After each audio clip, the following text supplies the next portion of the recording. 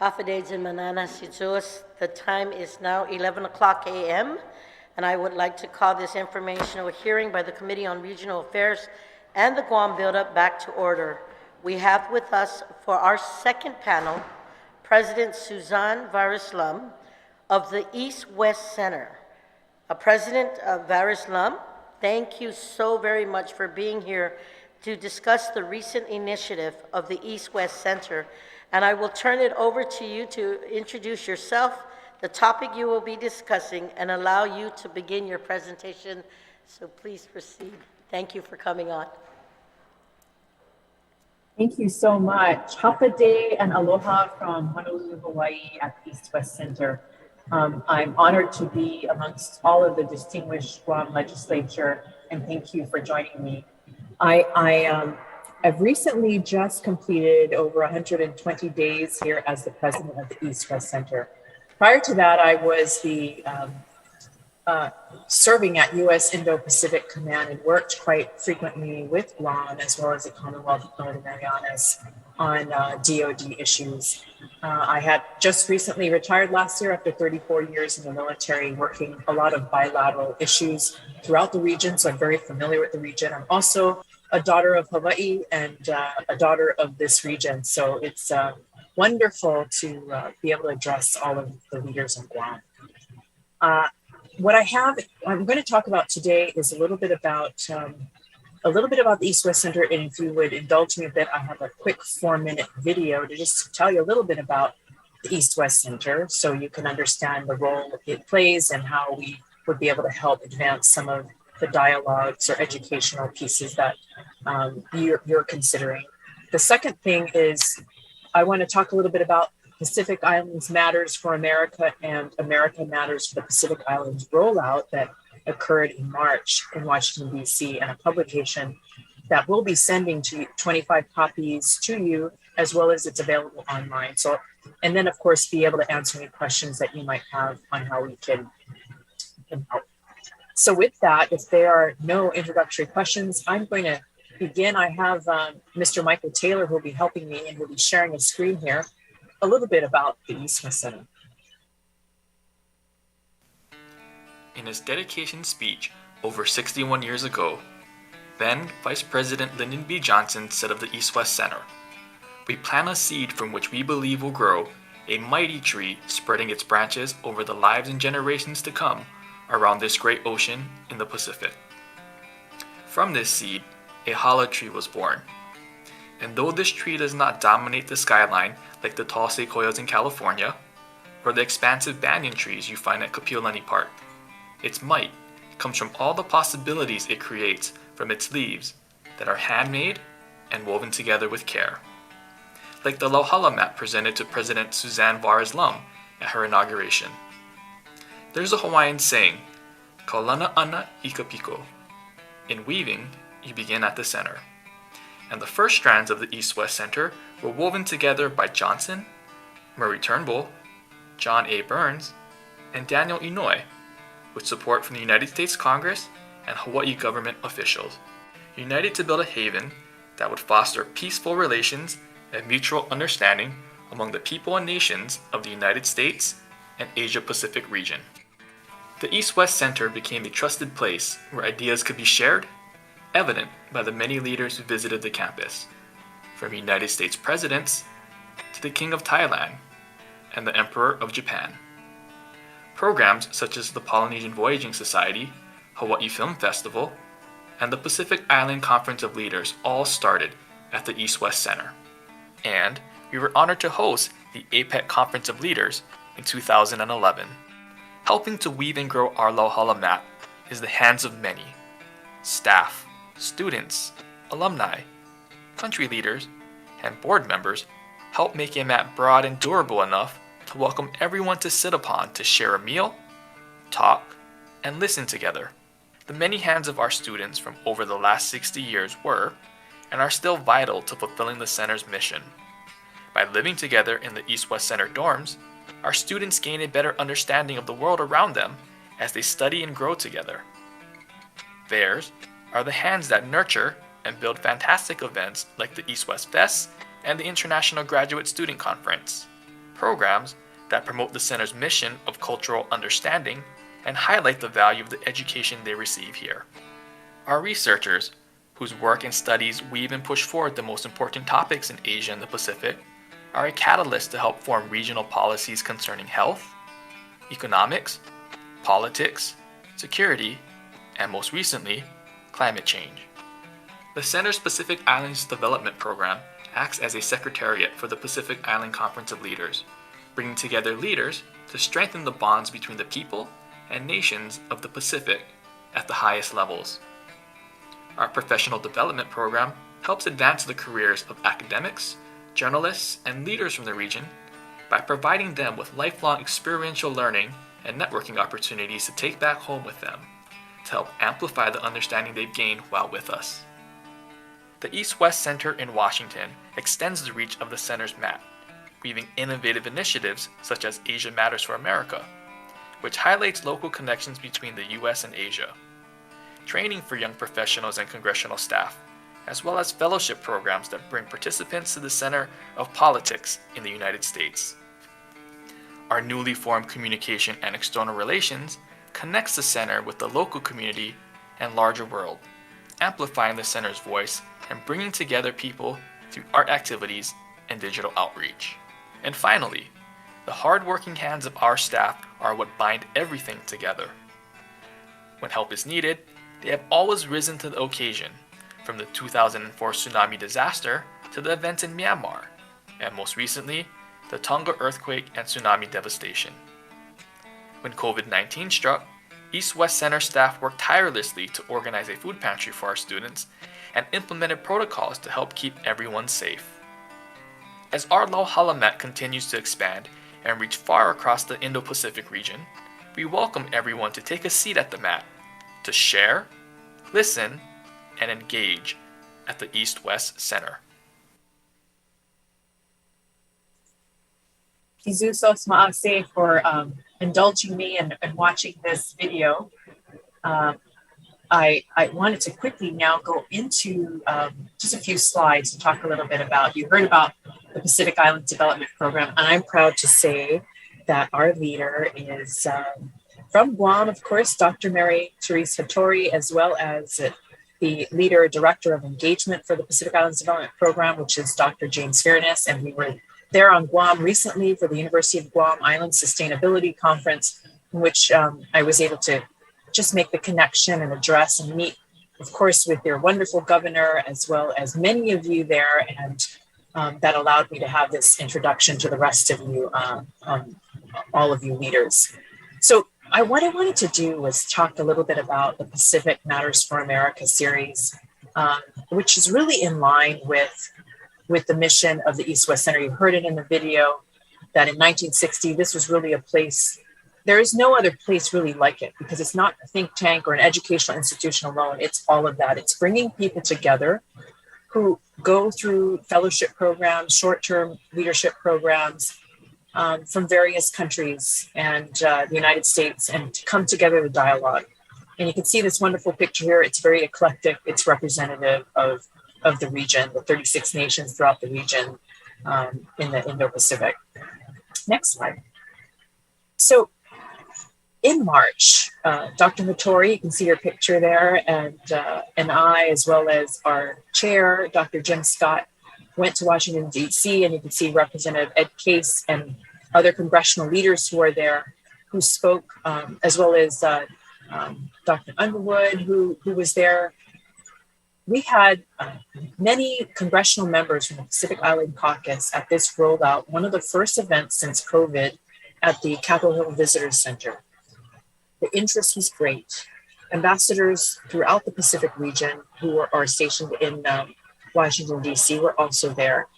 And every congressional leader that was present, and that was 6 of them, spoke. And one of them, of course, was Representative Don Young, who right after this, 2 weeks later, unfortunately passed away. But one of the last things he said, he had a speech in his hand. He got up out of his wheelchair after I spoke, and he said, I don't need to, as the oldest leader there at 88 years old, he said, I don't need to read a script to tell you that the Pacific does matter for America. It does matter for the world.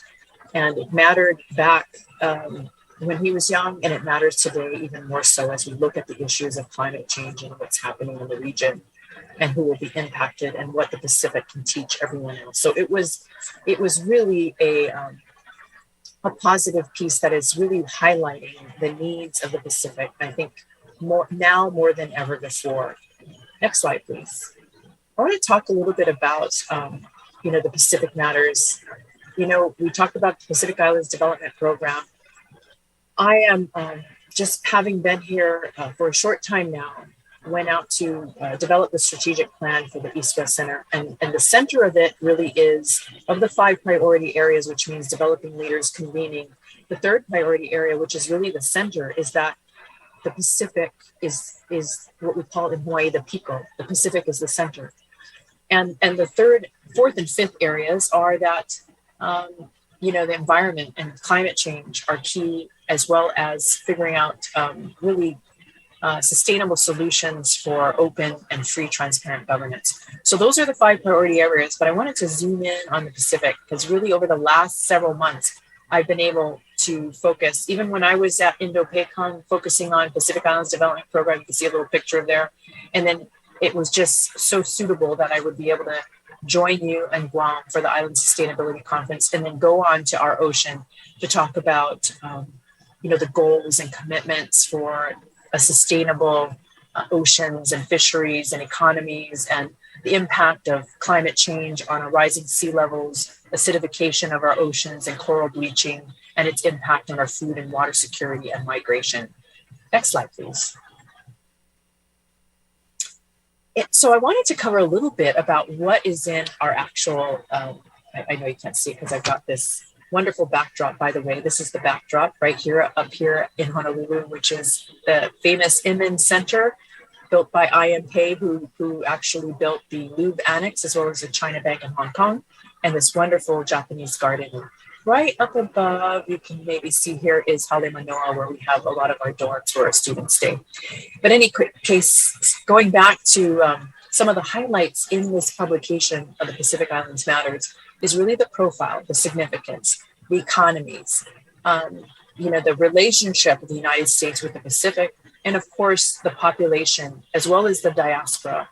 Now, while this does cover, that California and Hawaii host nearly 50% of the Pacific Islander population in the United States, the fact is also Guam does as well. And I think that is something that we need to highlight as well in this document.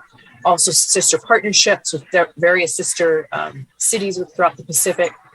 Of course, the Pacific militaries and those relationships are covered in here, as well as the aid that's given out, as well as trade, travel and tourism, and the educational exchange. Next slide, please.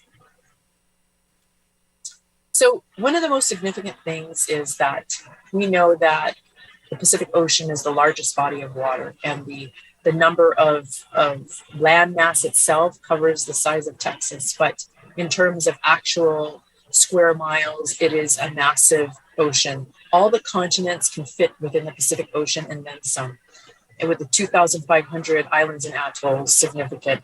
People don't think about this, and this is something we wanted to share, of course, with congressional leaders, the rest of the United States, to understand how significant in terms of resources, people, culture, just richness that exists.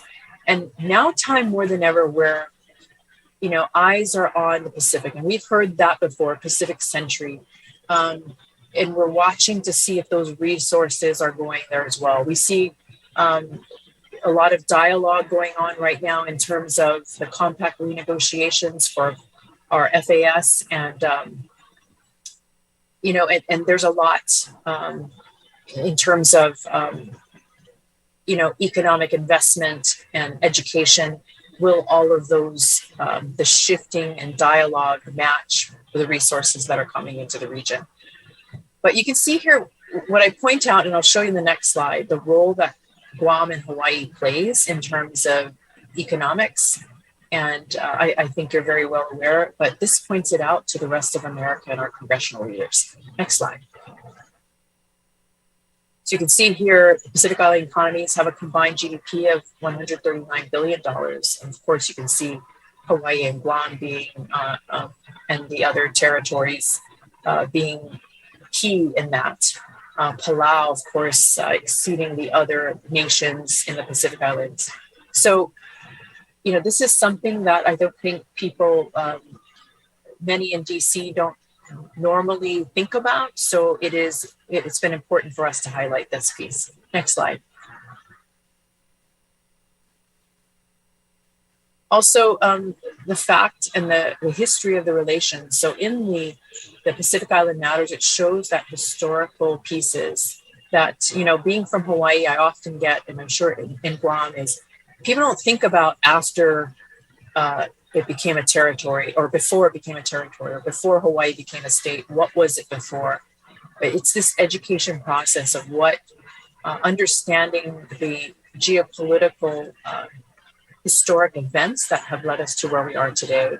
And that's part of this education process on Pacific Island Matters. Next slide. So I know a lot of your dialogue has been on the United States and militaries and its impact on the region. This is just a fact sheet that's in the document that talks about those countries that have militaries. Really, it's Tonga, Fiji, and Papua New Guinea. And the kind of engagement and training that has happened with U.S. forces and Coast Guard throughout the region. Also noted here is, the National Guard State Partnership Program, Nevada National Guard with Tonga and Fiji, and then Wisconsin National Guard with Papua New Guinea. And it's reversed, of course, with Guam is the state partner helping Southeast Asia, and that's the Philippines. Next slide. The other piece that the Pacific Island Matters covers is the U.S. Government commitment of assistance in Pacific Island countries. You can see in terms of, we've seen a lot of dialogue and emphasis since the Solomon Islands and the PRC, or China's security agreement, a realization or a decision to expand and talk about expanding more Peace Corps capabilities, embassies within the region, investment in the things that really is needed in the region in terms of healthcare, disaster preparedness, like we've seen in Tonga, infrastructure that can facilitate economic development. These are all the things that we highlight in this document, but also a place where we can have dialogue on these issues and where we need to expand. Next slide. So, Pacific Matters, and I know I did a very short piece. Again, we are sending some of the actual pamphlets to you. You can also find them at Pacific Matters for America. If you Google it, you can download the whole PDF, as well as any of the other Asia Matters by country to America. Next slide. Also want to talk about additional resources. You can see Dr. Mary Hattori's picture there, as well as the Pacific Islands Development Program team. They have done a series of events to bring about awareness and education, as well as helping our Pacific Island Leadership Program that many in the Pacific have been alumni of. There's also a series called Women of the Wave, which we're so happy to have Governor Leon Guerrero be a keynote speaker in that series. We'll be having a Celebrate Micronesia event on the 21st of May at the Bishop Museum, as well as helping within our Department of Education on how do we help Micronesian students in our U.S. education system, and as they're integrating into communities here in Hawaii. Next slide. Other additional resources outside of the Pacific that I just wanted to share with you is that we do have research on climate change in Guam. It is a analysis as well as action recommendations as a result of the research that has been done. It came out during COVID, so it didn't really get a lot of, people weren't very much aware of it, but you can find and download that document on our eastwestcenter.org site. We also have many bulletins, many discussions, and our webinars that are located there.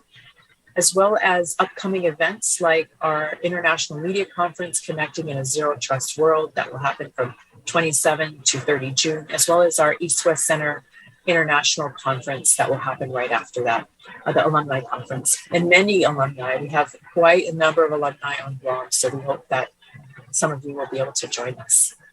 Next slide, please. So that is, I wanted to just close this to open it up for questions of anything on the Pacific or at East-West Center that we can answer. I'm really grateful that we could connect. I see a question. Oh, expand on security agreements and economic impacts. I guess I will, yeah, I see a note there. And I guess I just need a little more doing Solomon Islands or security agreements with Guam and the DoD. So I guess I'll open up to any questions that people have. But thank you so much for your attention. I appreciate it. And I'll open it up for any questions that you might have. Thank you very much, President Varaslam. I want to share that in this effort of the presentation, because we have a 4-panel discussion, that we would just be doing the presentation from each panel member, and at the end I would ask my colleagues to just comment on the presentation, but we would gather questions to the different panels and then send it in and ask for a response from you. But so at this time, based on what I have, I will open it up for comments still, and I will ask the Vice Chair on Regional Affairs to start the comment period. So thank you so very much, Madam President Lum, for your presentation. I truly believe that with what you work with on East-West Rental and all those, the representatives that are with you, that the Pacific Islands matters for America, matters for the Pacific Islands. It's that our voices are continuing to be heard, and the resources and the research and the mission mandate that you work for this Pacific region is at the utmost highest of responsibilities and importance. So at this time, Vice Chair. Thank you, Madam Chair. President Lum, thank you very much for that presentation, as well as the material which I was able to download. I'm very curious about the tracking of the Pacific Islanders across the United States.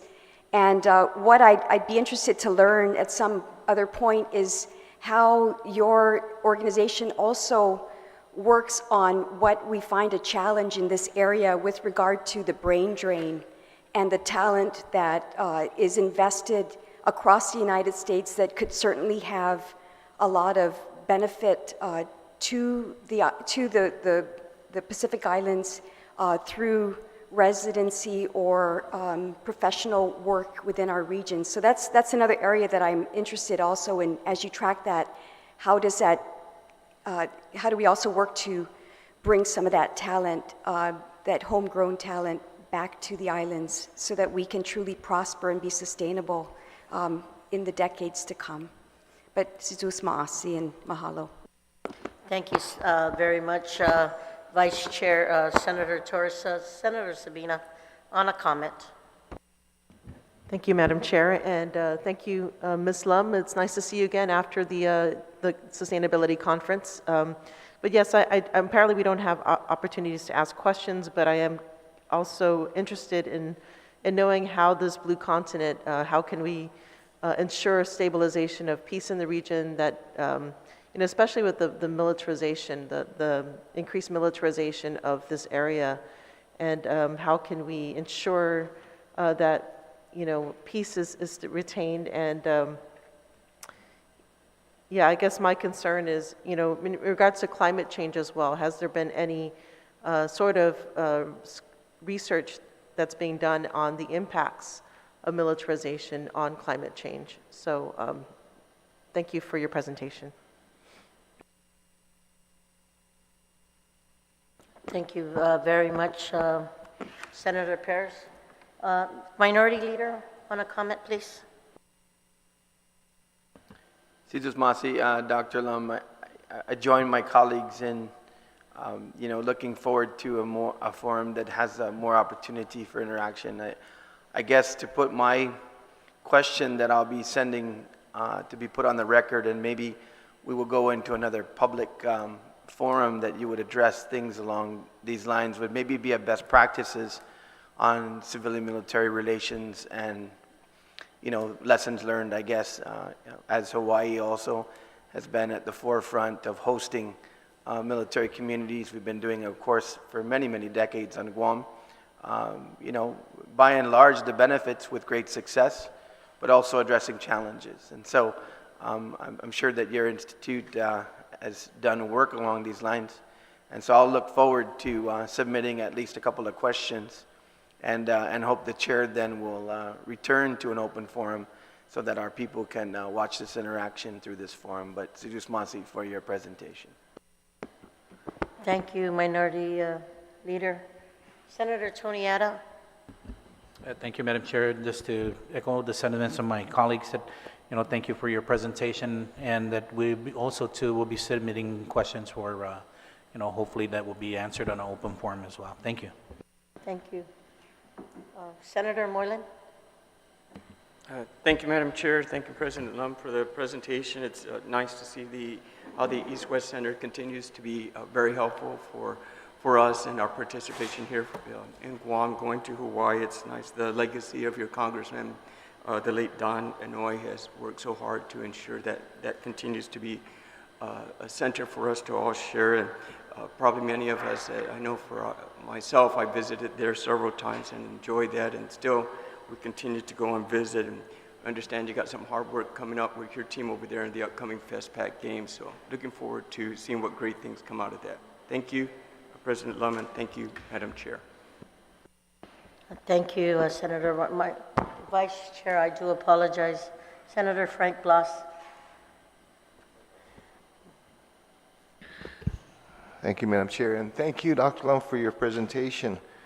I would have appreciated being able to ask the question. However, one of the areas of interest I would like to be able to see some focus on or some information on is recognizing that we've gone through basically the last 3 years of unexpected turbulence in economic-wise as a result of the pandemic, and how the East-West Center and how any of the initiatives that we have can help to address some of the unique concerns and the unique challenges that the Pacific Islands have in being able to reinvigorate their economies after experiencing a worldwide epidemic. A lot of times we find that many of our initiatives and programs are basically cookie cutter that can work basically in large, vast areas like continental United States, but not necessarily for individual islands. And so I'm interested in finding out how, if there is any discussion or any initiatives, any plans in being able to address, again, the economic challenges that have besieged us over the last 3 years, and I appreciate any response from that. Thank you very much. Thank you, Mr. Vice Chair, on that comment. Senator Brown. I certainly also want to thank the presenter for providing the information. Again, I'm just going to raise it's unfortunate that we're not able to engage more directly, at least even one question, so that we can have transparency with the presentation, particularly considering the issues that are being brought forth in our community with regards to the military buildup on Guam, as well as the other economic and social impacts that are happening to our island as well as our neighboring islands. But nevertheless, I appreciate the information provided. Certainly have some familiarity with the East-West Center. I'm an alumni of University of Hawaii at Manoa, so thank you and continuing all the good work that you do. Thank you. Thank you, Senator Brown. President Varislam Untunkluna Sidzus Masi, for your presentation today, and I'd like to open the floor to you for any closing remarks based on the comments. I'm sure that my colleagues will send their questions to us, and that we will in turn refer those questions to you, and you can give us a response back in writing, and all the information will be compiled and put on our legislative channel for the rest of Guam to continue to see. As you know, this is our second briefing of presentations, but we are so honored and humbled that you have taken the time out of your very, very busy schedule to be with us in your late afternoon to present. So I open the floor to you for any closing remarks based on the comments my colleagues have shared. Sizos Masi. Jesus Masi for those questions, and I'm sure there'll be another chance that we'll get to engage directly. But I do want to just kind of address a few things. Is that I just thank you so much for your service, first of all, because you want to make it a better place. And you're right, there's so many pieces in terms of, in Hawaii, I actually worked very closely on when we look at training areas, impact of training, impact of investment, land usage, all of those pieces. I wanted to just share that, using indigenous or what we call kahoahoa process in Hawaii, where you actually create long-term relationships with the Department of Defense and key critical stakeholders that are dealing with certain areas, whether it is, the new camp laws or missile defense, or, having all the right stakeholders being able to have a voice. So we've done that here in Hawaii on the Pohakuloa training area, the Red Hill issue, there's been a lot of issues, expansion of the naval shipyard in Hawaii. But I was able to participate in a process that took about a year and a half. And really the first several months was just focused on dialoguing with one another in terms of just getting to know one another in terms of what is your land and water, or your aina and vai in Hawaiian. And so that, the military leaders, as well as Native Hawaiian leaders, community stakeholders, government officials could all come together and first get to know each other. And then committed to a long-term dialogue that doesn't just stop after something happens, but it is an open sharing. And this is now being continued. It was the Army that was doing it, and now the Navy, in terms of what's been happening with Red Hill, that has been happening as well. I think those kinds of positive outcomes as a result of, could there be possibility of co-management of certain things when it deals with the environment, thinking outside the box. And that would require, of course, Department of Defense to think outside the box, as well as communities in terms of environmental stewardship, cultural preservation, access, and open and transparent environmental impact statements, besides just the public scoping portion of those assessments. I think those kinds of things would be useful, and I'm happy to share more when the questions come. In terms of also coming out of COVID-19 and diversifying the economy, Hawaii, just like Guam, we rely a lot on tourism. The governor has just are leaving this week with the First Lady, and the First Lady is on our board, by the way, of the East-West Center, and to talk to Japan about tourism. And a lot of dialogue on sustainable tourism, and diversifying the economy and looking at those areas. And I think would be a wonderful study to do in terms of bringing together economists, or even having a dialogue with a variety of economists and looking at solutions for island economies that could be sustainable in the long run, and bringing back that talent. So we have a thing in Hawaii here called movers and shakas, instead of movers and shakers. It's trying to bring back people who have left to come back to Hawaii, and Guam, that would be the same. And I think, exchanging ideas on what that looks like would be ideal.